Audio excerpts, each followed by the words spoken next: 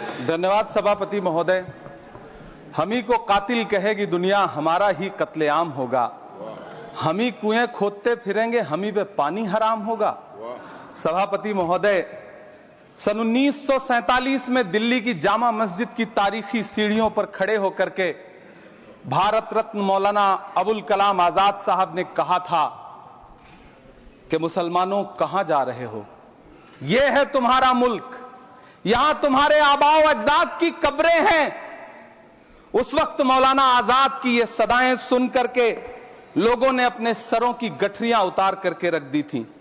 आज उसी दिल्ली में मौजूद देश की संसद में एक बिल आया है जो हमसे उसी जामा मस्जिद की सीढ़ियों के सबूत मांगेगा, जो उन्हीं सीढ़ियों के पास अपनी कब्र में सोए हुए मौलाना आजाद को फिर से कब्र से सदा देनी पड़ेगी कि ये जो कब्र है वो मेरी कब्र है, ये किसी सरकार की जागीर नहीं है।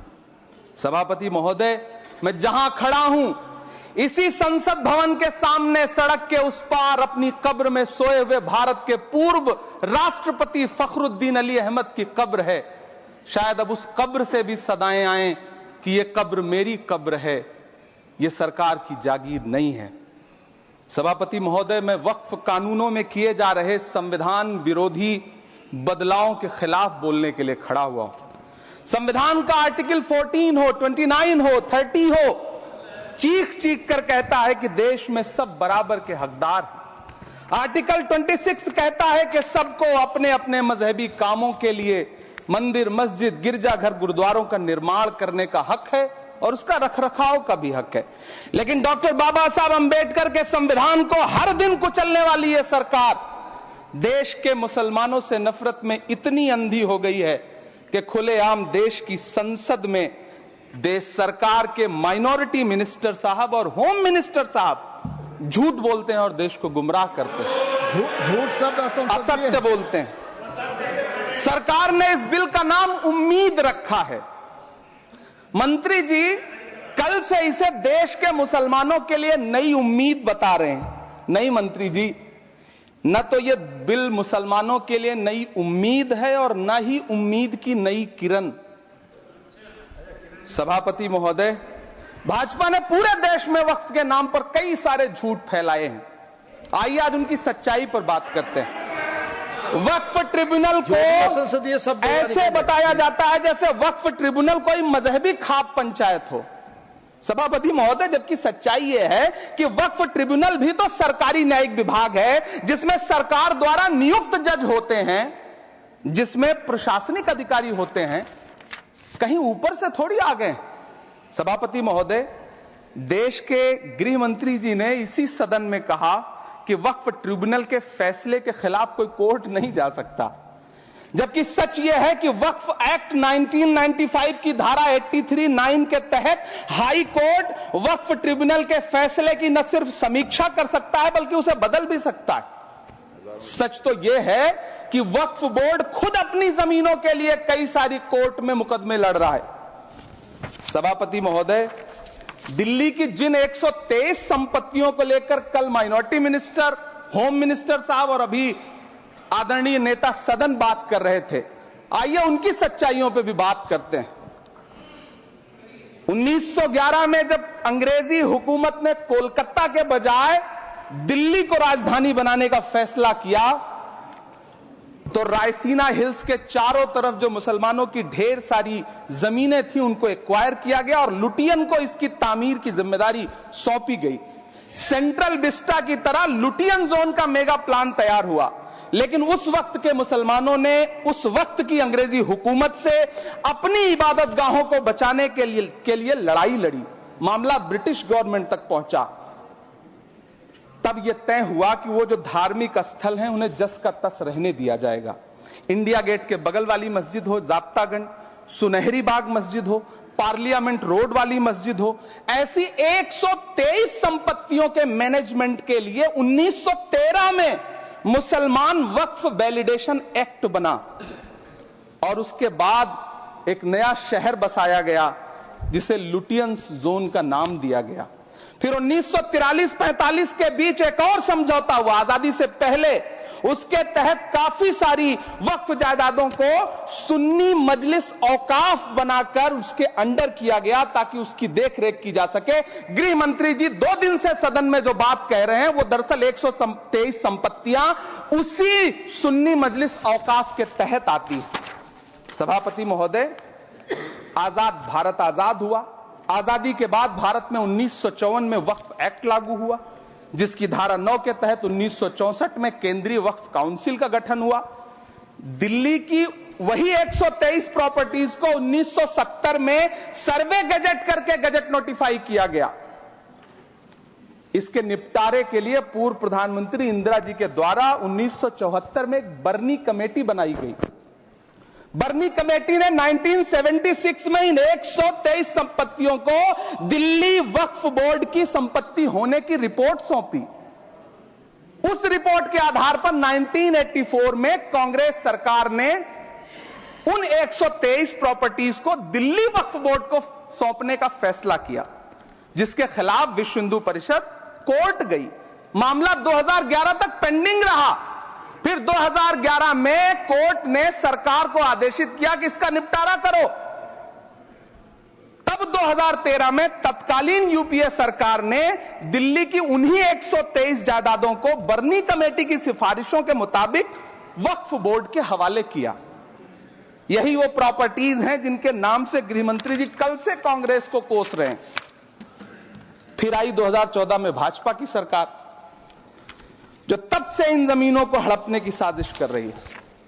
जिस बिल को मुसलमानों के हुकूक की हिफाजत करने वाला बिल बताया जा रहा है, उसी को पेश करने के लिए और उस पर बात करने के लिए लोकसभा में भाजपा सरकार के पास एक भी मुस्लिम सांसद नहीं है। जिस वक्त, मैं लोकसभा कह रहा हूं, सुना करिए, जिस वक्फ बिल को मुस्लिम महिलाओं को हक दिलाने वाला बताया जा रहा है, उसे संसद में पेश करने वाली पार्टी के पास न तो राज्यसभा में, न लोकसभा में, न देश की किसी विधानसभा में एक भी मुस्लिम महिला सदस्य नहीं। कल किरण रिजिजू जी कह रहे थे कि रेलवे की जमीनें देश की जमीनें हैं, डिफेंस की जमीनें देश की जमीनें हैं। हां मंत्री जी, हैं, बिल्कुल हैं।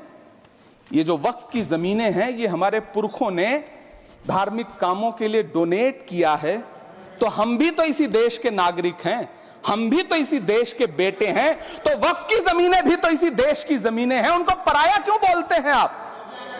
सभापति महोदय, अशफाकुल्लाह खान जब फैजाबाद की जेल में फांसी के फंदे पर झूल रहे थे, तो इसी देश की जमीन के लिए झूल रहे थे ना।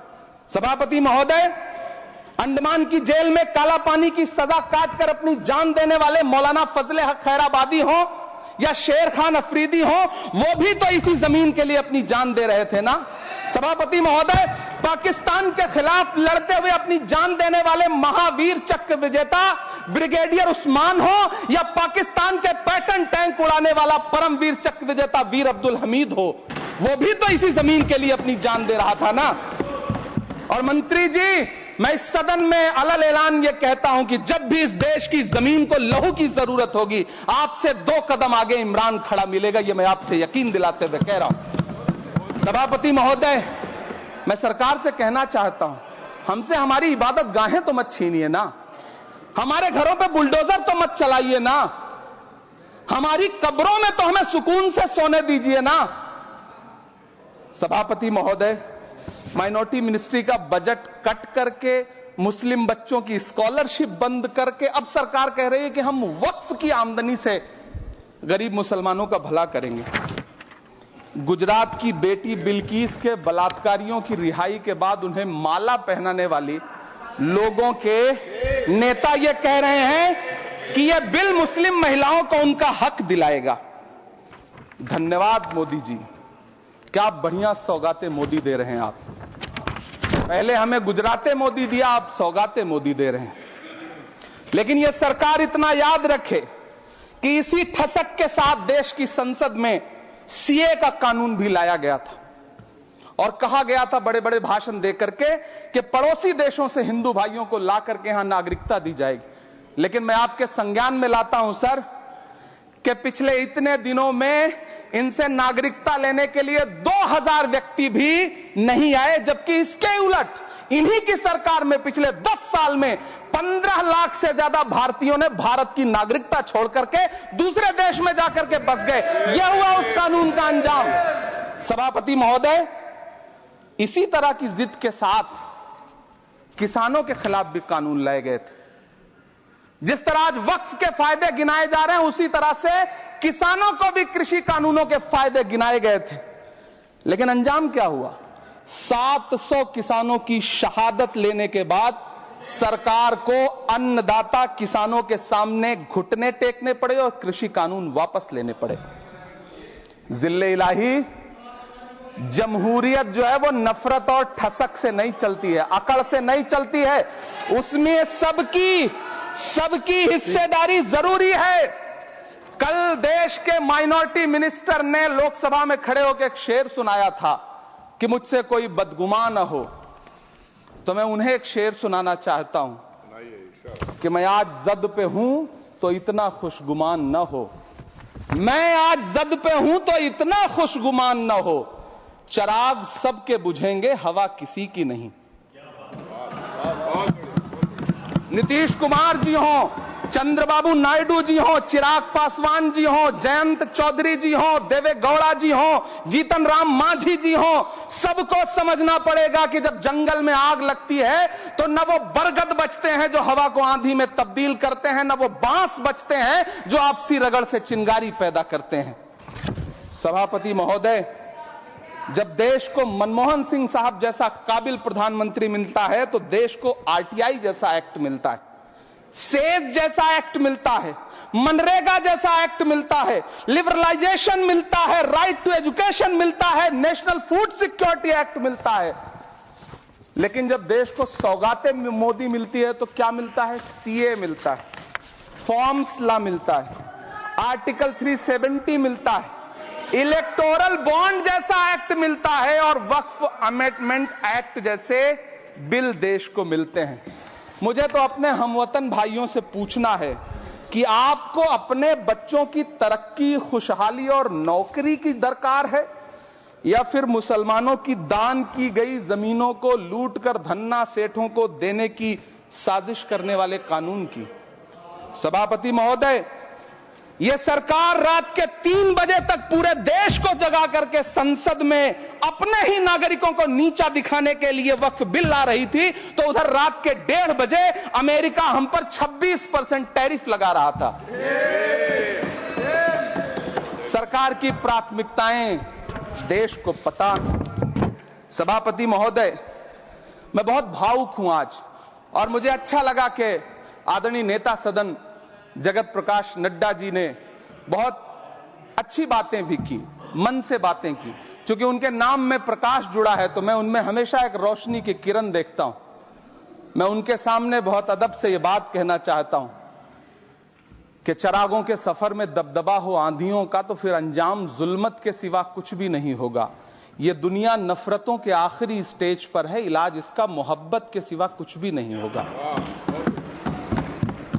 मैं भावुक हूं, मेरी पलकें गीली हैं। अगर देश की एक बहुत बड़ी आबादी को लगता है कि आप उसका भला करने के लिए नहीं बल्कि उनकी इबादतगाहों, उनकी कब्रिस्तानों, उनकी खानकाहों को बर्बाद करने का बिल ला रहे हैं, तो फिर आप अगर समझाने में नाकामयाब रहे हैं तो यह आपकी नाकामयाबी है। पहले समझाइए, उसके बाद कोई बिल लेकर के आइए, तब शायद हम आपका इतनी पुरजोर तरीके से विरोध ना करें। लेकिन सभापति महोदय, मैं अंत में सिर्फ इतना कहना चाहता हूं कि इस बिल में जो भी पॉइंट्स दिए गए हैं, बॉम्सी पोर्टल देख लीजिए, सरकार का झूठ आपको पकड़ में आ जाएगा। हम डरे नहीं हैं, हम सिर्फ सरकार से अपील कर रहे हैं कि हमें अपना समझिए। हम आपके अपने हैं, इस देश के नागरिक हैं और आप ताकत में हैं। संख्या बल के आधार पर बिल हो सकता है आप पास करा ले, लेकिन आपको यह बात समझनी पड़ेगी कि हम तो वो तारीख हैं, जहनों में रहना है जिसे कागजी पुर्जे नहीं जो फाड़ डाले जाएंगे। जिस जमीन पर मैं खड़ा हूं यह मेरी पहचान है। आप आंधी हैं तो क्या मुझको उड़ा ले जाएंगे? आपको यह बात समझनी पड़ेगी।